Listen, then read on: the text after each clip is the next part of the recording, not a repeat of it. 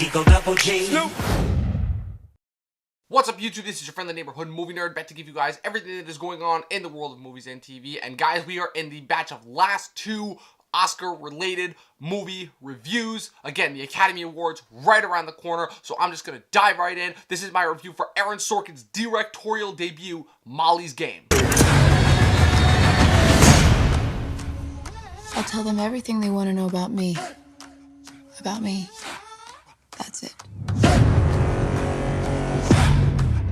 So Molly's Game, written and directed this time by Aaron Sorkin, stars Jessica Chastain as Molly Bloom, a young woman who ran the world's most exclusive high-stakes poker game in Los Angeles and New York City for nearly a decade, before being arrested by the FBI. Her players included Hollywood celebrities, athletes, business titans, and the Russian mob, and with the help of her lawyer, Molly must end up facing off against federal charges in a movie that cuts back and forth between her past in terms of her becoming said poker queen to the present in which she is facing off against these federal charges. So I'm just going to come out right now and say it. The best part about this movie is the script, because Aaron Sorkin once again holds up in that he is one of the, if not the best writer in Hollywood. He made The West Wing, arguably one of the best TV shows of all time. He has written such incredible films as Charlie Wilson's War, A Few Good Men, The Social Network, and a whole bunch of others, including the criminally underrated Steve Jobs. And I have to say, directing-wise, the dude really held up. Like, I was not expecting to see Aaron Sorkin direct a movie anytime soon, and he didn't even, because like in like the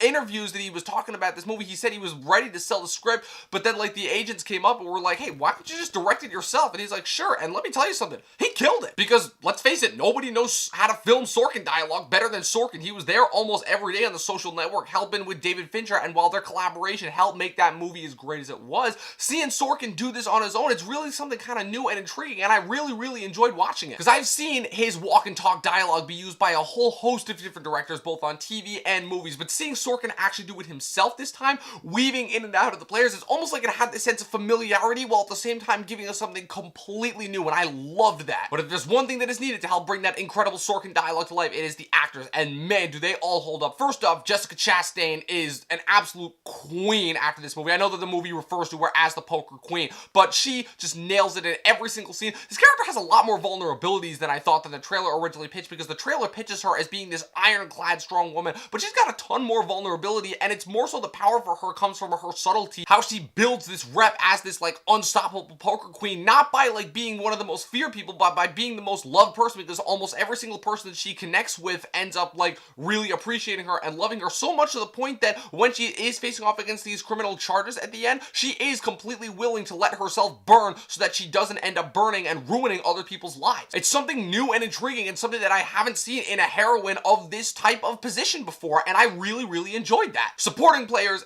A-list performances all around, particularly from Idris Elba. He has two extremely powerful monologues at the end. His back and forths with Chastain are absolutely spectacular, but the two performances that I did not see coming, nor did I expect to enjoy as much as I did, were that of Michael Cera as Player X, who's kind of like this amalgamation of a bunch of the different actors that attended her poker games over the years. I think I've read somewhere that it was supposed to include elements of like Leo DiCaprio, Tobey Maguire, and Ben Affleck. He was freaking incredible in this movie. Like, it was the most probably different type of performance that I've seen from Michael Cera ever, because I'm so used to that, like, I have nothing against Michael Cera, but I am so used to that meek, meager, you know, I'm a teenage boy, even though I'm almost 30 type performance, but seeing him, like, go back and forth with Chastain and match her beat for beat, I loved that. The other, though, was from Kevin Costner as her dad, because Kevin Costner is not really an actor that I've, you know, fell in love with, because everything I've seen him in is just, he's been okay, but he hasn't been great. But in this movie, he plays Molly's father in this movie, and the back and forth that he has with the younger version of Molly, which it's Samantha Eiler, who I know was in that Captain Fantastic movie, but oh man, talk about like perfect casting for a younger Jessica Chastain.